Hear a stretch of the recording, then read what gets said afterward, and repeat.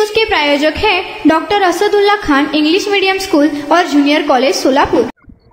गजानन महाराजांच्या पालखीचे सोलापूर जिल्ह्यात आगमन झालेले आहे। मोठ्या भक्तिभावाने सोलापूर जिल्हा प्रशासनाच्या वतीने गजानन महाराजांच्या पालखीचं या ठिकाणी स्वागत करण्यात आलेलं आहे। जवळपास ही पालखी 550 किलोमीटरचा पल्ला गाठून सोलापूर जिल्ह्यात प्रवेश केलेला आहे। जवळपास 250 पताकाधारी, 250 टाळकरी आणि 200 सेवेकरी असे मिळून 700 वारकऱ्यांचा ताफा सध्या सोलापूर जिल्ह्यात आता सध्या आलेला आहे। जवळपास मोठ्या भक्तिभावाने या ठिकाणी सोलापूर जिल्हा प्रशासनाच्या वतीने त्यांचं स्वागत करण्यात आलेलं आहे।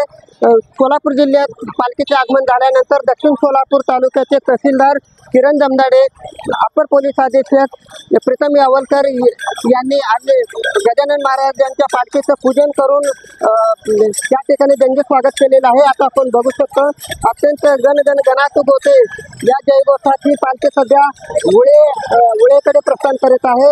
सोलापूर जिल्ह्यातील पहिलं मुक्कामाचं ठिकाण असलेलं दक्षिण सोलापूर तालुक्यातील हे पहिलं गाव म्हणून उळे या ठिकाणी हे पालखीचा मुक्काम असणार आहे। सकाळी 6 वाजण्याच्या सुमारास ही पालखी उळे येथून सोलापूरकडे प्रस्थान होणार आहे। जवळपास सोलापूर या ठिकाणी 2 मुक्काम आहेत। नंतर ही पालखी तिरेनंतर मोहोळ तालुक्यात प्रवेश करणार आहे। मोहोळ तालुक्यातून ही पालखी मंगळवेढा मार्गे 4 जून रोजी पंढरपूर येथे दाखल होणार असल्याची माहिती या ठिकाणी मिळत आहे। जवळपास 2 जून 2025 रोजी बुलढाणा जिल्ह्यातील शेगाव या ठिकाणी येथून गजानन महाराजांची पालखी ही पंढरपूरकडे प्रस्थान झालेलं आहे। जवळपास तब्बल 26 दिवसांनी ही पालखी सोलापूर जिल्ह्यात आल्याची प्राथमिक माहिती समोर येत आहे। आता आपण बघू शकता अत्यंत भक्तिमय भावात गणात होते आणि अभंगाच्या चालीवर अभंग गात हे वारकरी संप्रदायातील वारकरी सध्या पंढरपूरच्या दिशेने प्रस्थान होत आहे।